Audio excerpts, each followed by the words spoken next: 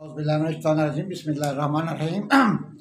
मैं हूँ राना शकील रहमान, अपने डिजिटल चैनल पर खुश आमदीद। नाज़रीन माज़ूर के साथ कि ज़रा मेरा 2-3 दिन से ज़रा गला ख़राब है, जिसकी वजह से प्रॉपर मेरी कोई आवाज़ में प्रॉब्लम आ जाएगी, तो उसके लिए मैं फ़र्स्ट से आपसे माज़रत चाहता हूँ, सॉरी करता हूँ। तो प्लीज़ प्रोग्राम की तरफ चलते हैं। नाज़रीन, जैसा कि अभी परसों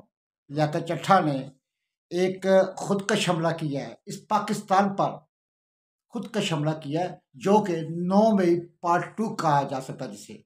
और उन अफसरान का जिसके डीआरओ सीआरओ इनके खिलाफ अब लोगों को भड़काना बाहर से, जो ये बाहर के जो ये कह लें लोडे लपाड़े कह लें, या ये दूसरे लफ्ज़ों में शिकरे कह लें, इनके चीते जिनको ये चीता खान साहब चीता कहते हैं, उनको वो कह लें कि ये बाहर से बैठकर इसी तरह उनके घरों पर हमला करवाने की कोशिश कर रहे हैं, लेकिन हुकूमत वक्त उनको डिफेंड करेगी इंशाल्लाह। तो जो लाइन एक ली हुई है नाजरीन, एक एग्जाम्पल बनी हुई है कि अगर आपका एक झूठ पूरे मोहल्ले में फैल जाए, एक झूठ पूरे मोहल्ले में फैल जाए, तो फिर सच को साबित करते हुए कुछ टाइम लगता है, फौरी तौर पर आप उस सच को साबित नहीं कर सकते हैं। और ये जो 2024 का मुल्क का 12वां इलेक्शन था, और इस 12वें इलेक्शन में 2024 में इतनी ज़्यादा ये जो शोर डला हुआ है धांधली का, इसकी वजूहत भी आपके सामने है 2013 वाली, कि जब से पीटीआई का वजूद आया है, इन्होंने 2013 से लेकर 35 पंक्चर से लेते हुए आते हुए, और ये 4 हलकों पर रुके, फिर धरने सियासत हुई, फिर लॉन्ग मार्च हुए, जो कुछ भी हुआ आपके सामने हुआ है, जिससे मुल्क को बहुत ज़्यादा नुकसान उठाना पड़ा था। आपको याद है कि चाइना का प्रेसिडेंट आ रहा था, और इस तरह के बहुत सारे मामला थे, जिसकी वजह से मुल्क उस वक्त भी तरक्की करता हुआ एक मुल्क जो था वो बैक पे आना शुरू हुआ। लेकिन अल्हम्दुलिल्लाह नवाज शरीफ साहब ने उस मुल्क को फिर भी हर तरह से कोशिश की कि मुल्क ऊपर की तरफ जाए। तो नाज़रीन, लियाकत अली चट्ठा के बारे में मैं आपको थोड़ी सी डिटेल बताता हूँ कि फैसलाबाद में इनका एज ए फैसलाबाद तैनाती रही है, मजिस्ट्रेट रही है, फिर ये एलडीए के वहाँ पे डिप्टी डायरेक्टर अपॉइंट हुए हैं। डिप्टी डायरेक्टर एफडीए बनने के बाद फिर इन्होंने बहुत सा करप्शन का बाजार अपना गर्म रखा, और इस लिहाज से इनकी जो रिप्यूट है वो बीइंग एफडीए के डिप्टी डायरेक्टर होने के नाते बड़ी गंदी रिप्यूट रही है। और इसी तरह जो है ये क्लब बनाया करते थे, हर जगह जिम क्लब बनाए, लाहौर में तो ऑलरेडी था ही, पिंडी में, गुजरात में, जिले में, जहाँ जहाँ पर ये डीसी रहे वहाँ वहाँ पर इन्होंने ये क्लब बनाते रहे, और उन क्लबों में प्राइवेट फंड इकट्ठा किया करते थे, और वहाँ से इन्होंने काफ़ी पैसा बनाया था क्लबों की शक्ल में। और भी इनके ऊपर इल्ज़ामात लगाए गए हैं। प्राइवेट हाउसिंग सोसाइटियाँ, निजी हाउसिंग सोसाइटियाँ, जिसमें इनके शेयर है, इनका बेटा जो है वो चला रहा है, जिसे ये बैक के ऊपर बैठ के डिफेंड करते हैं और उनको चलाते हैं। नाज़रीन, लियाकत चट्ठा के बारे में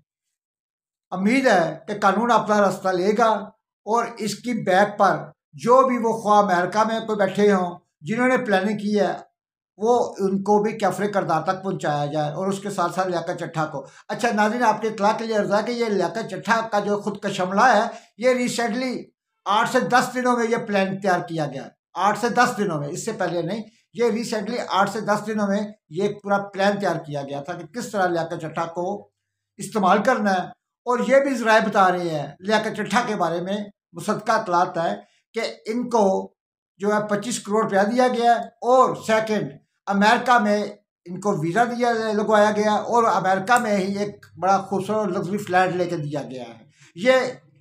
जो धमाका किया है, इसके पीछे इनकी इनकम ये है। नाज़रीन, अभी मैं आपको दिखाता हूँ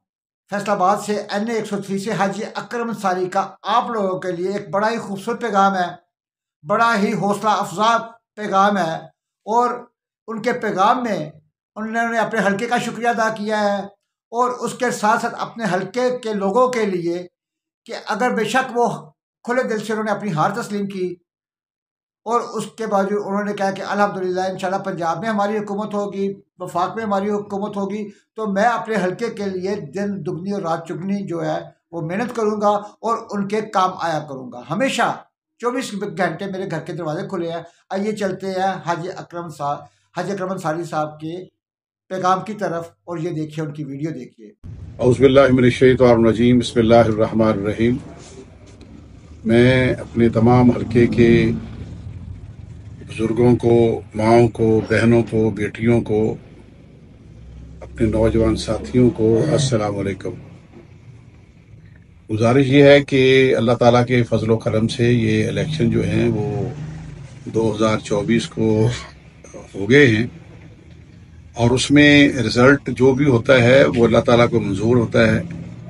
जैसा भी रिज़ल्ट आए हम अल्लाह ताला का शुक्र अदा करते हैं। जब अल्लाह ताला किसी को नवाजता है तो फिर किसी को नहीं नवाजता, तो अल्लाह की रज़ा को, उसकी मशीयत इज़्ज़ती को हम कबूल करते हैं। मैं अपने तमाम वोटर्स को, जिन्होंने बड़ी ही मेहनत की है, दिन रात एक किया है और अपने अपने हलकों के अंदर एक एक दरवाजे को खटखटाया है और मेरे लिए उन्होंने कैंपेन की है, पाकिस्तान मुस्लिम लीग नून के लिए कैंपेन की है, शेर के लिए कैंपेन की है, मियां मोहम्मद नवाज शरीफ साहब के नाम पर कैंपेन की है। मैं उन तमाम को दिल की अथाह गहराइयों से का शुक्रिया अदा करता हूं और उनको एक मैसेज देना चाहता हूं कि अल्लाह तबारक तआला के फजल करम से आपने बड़ी मेहनत की है। इसमें बहुत सारी वजूहात हैं, जिन वजूहात की वजह से हम हारे हैं, लेकिन मेरा ये ईमान है कि अल्लाह ताला के फजल करम से अल्लाह ताला जो भी करता है बेहतर करता है। लेकिन अभी अल्लाह ताला के फजल करम से पंजाब के अंदर भी पाकिस्तान मुस्लिम लीग नून की हुकूमत बन रही है और मरकज के अंदर भी पाकिस्तान मुस्लिम लीग नून की हुकूमत बन रही है। और मैं ये समझता हूँ कि जब हुकूमतें हमारी होंगी तो अल्लाह ताला के फजल करम से इस मुल्क की खिदमत का बेड़ा जो हमने वादे किए हैं इलेक्शनों के दौरान, इंशाअल्लाह ताला पूरी कोशिश करेंगे, अपने कायदीन को ये बात बावर कराएंगे कि आपने जो वादे किए हैं उनको पूरा किया जाए, खा वो मरकज से हैं, खा वो सूबे से हैं, खा वो मकामी तौर पर हैं। इंशाअल्लाह ताला हम तमाम मामलात को, तमाम मसाइल को हल करने की पूरी कोशिश करेंगे। और मैं आपसे ख़ास तौर पर ये गुजारिश करूँगा कि आप इस मुल्क के लिए भी दुआ करें, हमारे लिए भी दुआ करें। अल्लाह तबारक व तआला इस मुल्क को कायम व दायम रखे, क़यामत तक कायम व दायम रखे और हमें खिदमत करने की तौफीक अता फरमाए।